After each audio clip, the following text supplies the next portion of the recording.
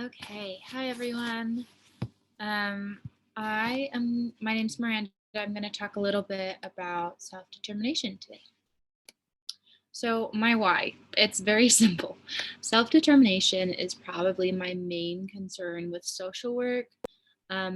Whenever I've talked to anybody related in the field in the past, I always try to express this concern to kind of see how they feel about it because I worry, given my personality and who I am, that um, it'll be hard for me to find that balance between recognizing a client's, obviously, their right to self determination, to doing things on their own and figuring things out, versus my want to be helpful and to help them in any way that I can, and finding that balance. So that's kind of my why. I just think it's interesting about social work, and I think it's interesting. I mean, even if I don't become a social worker, I'm not necessarily planning on it, but um, just for social workers in general, I find it really fascinating that this is one of the things that they have to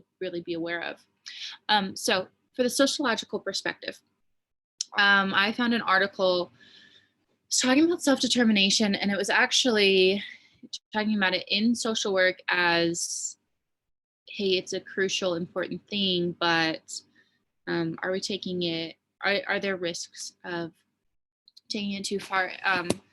A direct quote from this is, might we as clinicians, therapists, and caseworkers risk attenuating our clients' current relationships and their future prospects for quality connection if we pursue the goal of self-determination overzealously? So I thought this quote was really interesting.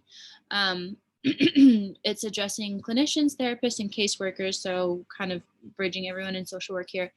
And they were just doing their research to say, hey, they have current relationships, they have a life that these clients need to know how to lead, right? And could we maybe be a little bit too gung ho when it comes to our goal of self determination, which we know is really important and it's a crucial key. But I like that they highlight the need for connection, right? So we need to have interactions with people, and dependency to an extent is going to happen to everyone. Um, but they wanted to establish the fact that with self-determination, we need to preserve relationships. So we need to allow people to do things on their own and to have that self-confidence and to learn and have the correct tools, while at the same time making sure that we're not, completely disrupting their future, and um, making them feel as though they're alone in the world, almost making them feel as though they can't build the skills in which there's some sort of relationship of not even dependency, but just relying on people for help, like we all need to.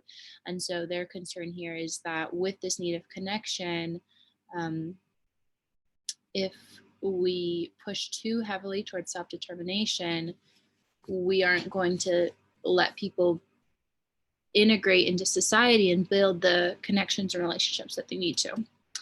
And then I also found a news article from the UN, and it was talking about the pandemic of COVID-19 recently and Indigenous people. And I thought it was really interesting. I actually hadn't thought too much about how there really are certain societies that are excluded from, not necessarily, I wouldn't say excluded, but are separated from our present society, the mainstream world and everything. And one quote from this says, overall, the pandemic hammers home the importance of ensuring that Indigenous people can exercise their rights to self-government and self-determination.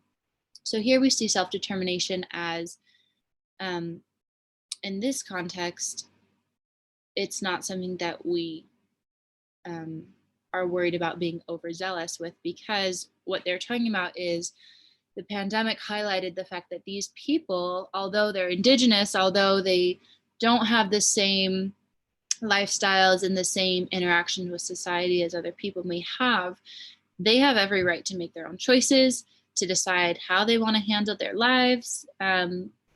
With this article in terms of a pandemic, but really in terms of anything, that they should be the ones to be able to choose for themselves, as opposed to somebody saying, oh, they're this indigenous culture, they don't really go with the modern flow, and so we think that it's best for them to do this, right? And recognizing that they still have their agency and that they still have total responsibility for themselves and for their people, without encroaching on their self-determination. And so one thing that they noted was, with the pandemic, there were deaths of tribe members and leaders. They mentioned a tribe in Brazil who lost, one of their tribal leaders.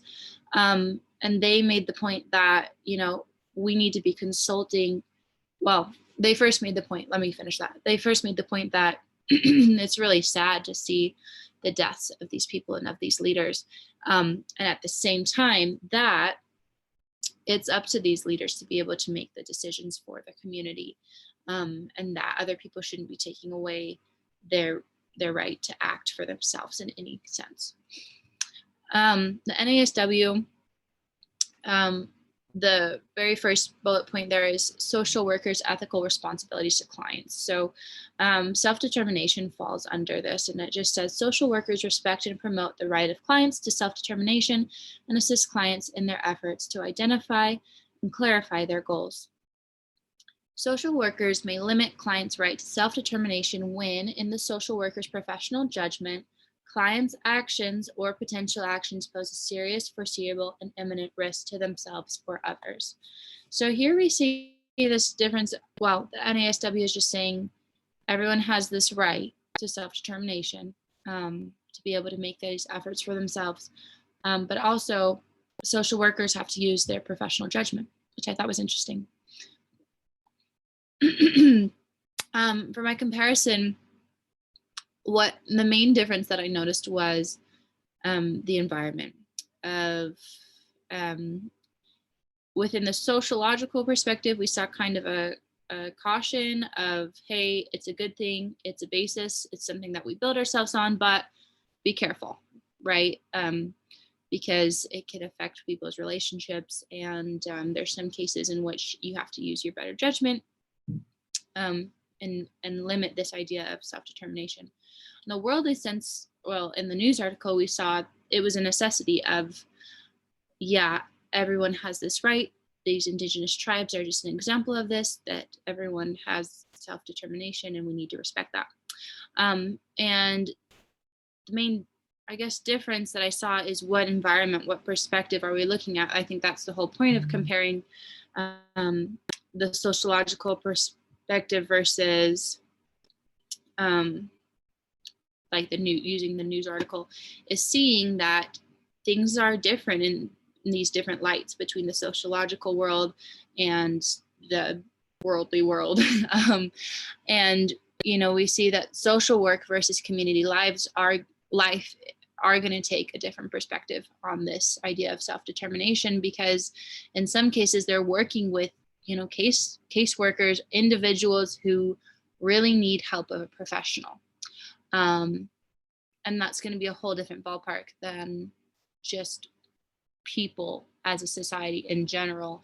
And everyone obviously has this initial right to self-determination. So I just thought that was interesting, of just reminding ourselves of, with a sociological perspective, it's different than what you'd hear in the media, because it's so much more focused and purpose and individual driven. So I just thought that was interesting.